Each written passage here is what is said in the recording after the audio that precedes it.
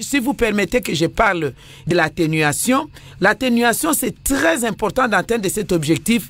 L'atténuation pour atténuer la température planétaire à 1,5 degrés Celsius, ça nécessite donc de changer des comportements à utiliser des procédés non polluants. Je vous ai parlé de nos minéraux qui soutiennent la transition énergétique.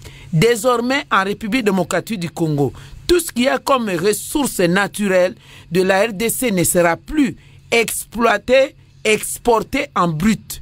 Exploiter, oui, transformer localement en vue de leur donner une plus-value pour que la RDC aussi, les populations congolaises participent, bénéficient, accèdent aussi à la transition énergétique. Pourquoi? Parce que le gouvernement congolais a levé l'option désormais de lier d'abord la protection de l'environnement au développement.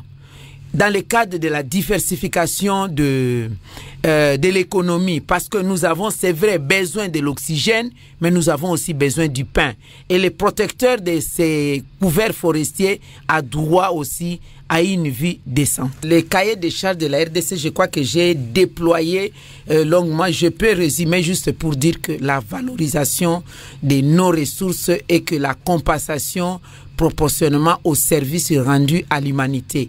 La première étape, c'était d'abord de faire connaître qui nous sommes, qu'est-ce que nous avons, quelle est la valeur que nous avons. Parce que, ne vous en faites pas, il y a des pays du monde où moi je viens qui me posent la question de savoir vous venez d'où, le Congo se trouve dans quelle partie du monde.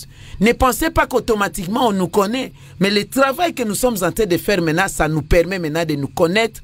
Si on ne connaît pas et que nous-mêmes nous puissions connaître notre valeur, c'est alors que nous allons amener ces données dans la JBCR. Et je voudrais dire aussi que bientôt là, je vais défendre le projet de loi où je suis en train de... J'ai proposé l'amendement de la loi portant principes fondamentaux de protection de l'environnement parce qu'il n'y avait pas la donne climat dedans.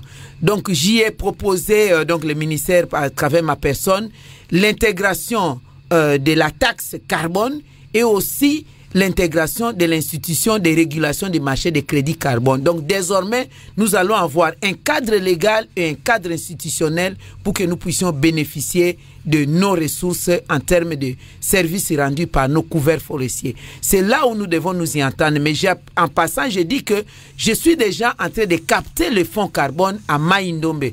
Par exemple, ça s'est fait dans le formel avec une entreprise privée où il y a en échange la population de Mai-Ndombe est témoin, les écoles construisent, les hôpitaux construisent. Mais ça s'est fait à petite échelle parce que nous n'avions ni cadre légal ni cadre institutionnel. Maintenant, je vais mettre tous les forêts de la République démocratique du Congo en programme avant d'accéder à ces crédits carbone. C'est pourquoi je travaille en étroite collaboration avec tous les gouverneurs de nos provinces qui ont les forêts dans leur juridiction.